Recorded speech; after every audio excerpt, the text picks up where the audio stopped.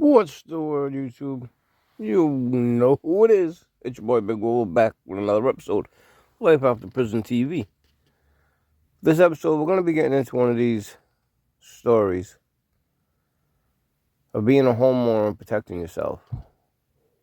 I personally am a believer of the Second Amendment. I believe that all people should be able to arm themselves and protect what's theirs. Whether it be your home, your family, your personal belongings. You never know when it's going to come down to you or them. And when they're an intruder, your first instinct is fight or flight, right? But when you're armed and you feel safe, there's no need to flight and let an intruder take what's yours. Things you've worked for, personal belongings that have been handed down from either family members who have passed or, personal gifts from your children. It doesn't matter. When people come in and they try to steal what's yours, that's just a trash move. And when you're armed and you can protect yourself and your family, you take the trash out, right? But let's listen here. Local man shoots an armed intruder inside his own home. That knife-wielding intruder recovering in the hospital tonight.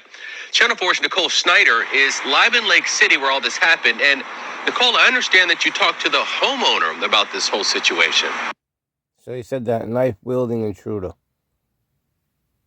So when someone's breaking into your house with a weapon, with a knife or a gun, but when someone's breaking into your house, in this case a knife,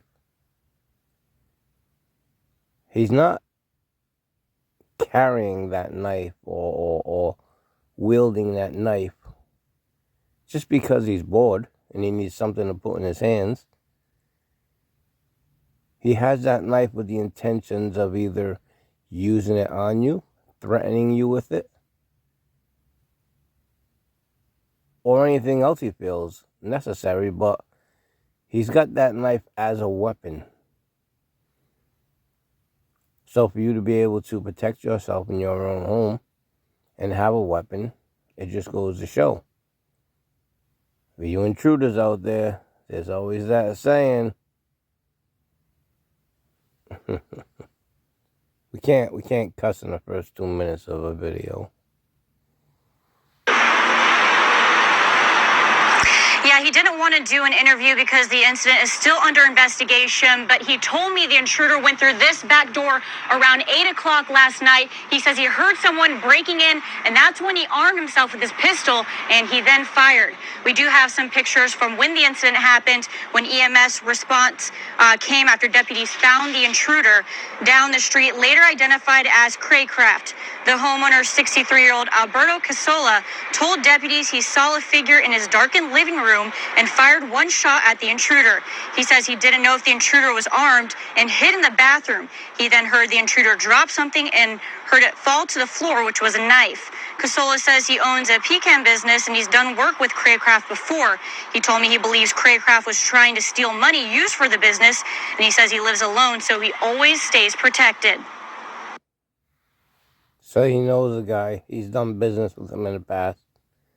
The guy knows he's a business owner. The guy probably knows that he always has money on him, right? He not the stereotype of judge, but the man looks like he's one of them people who keeps his money with him, trusts himself more than banks, should we say. This intruder knows the man. So, he probably knows things about him. Like he carries money and he keeps it with him and he doesn't put it in the bank. And, it's a small business where he probably hides some of the money from taxes and whatever he does. So he figures, well, I need to get ramped up tonight. Let me go and rob, and this is what happens. It's one of them things, like I was saying a minute ago.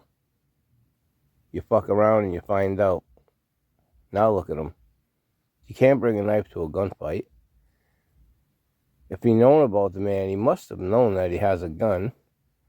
Or maybe that's the things he keeps private. He doesn't tell everybody he has a weapon. But I don't think this man will try to rob him again.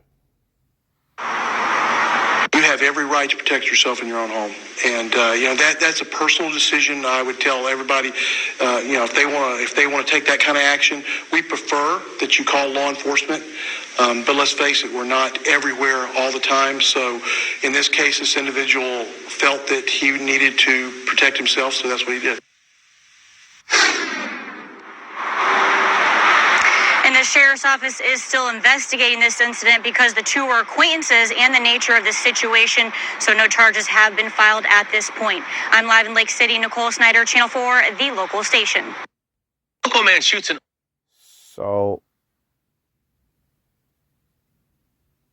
it's that burning question. Do you believe that a homeowner should be able to defend himself? Do you believe that a homeowner should be charged if he shoots an intruder and the intruder dies?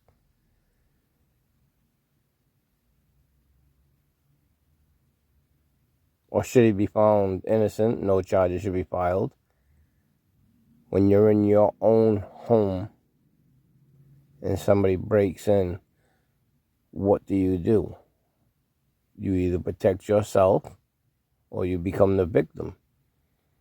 And you're already at some level becoming a victim because someone is forcing themselves into your personal dwelling, your safe space.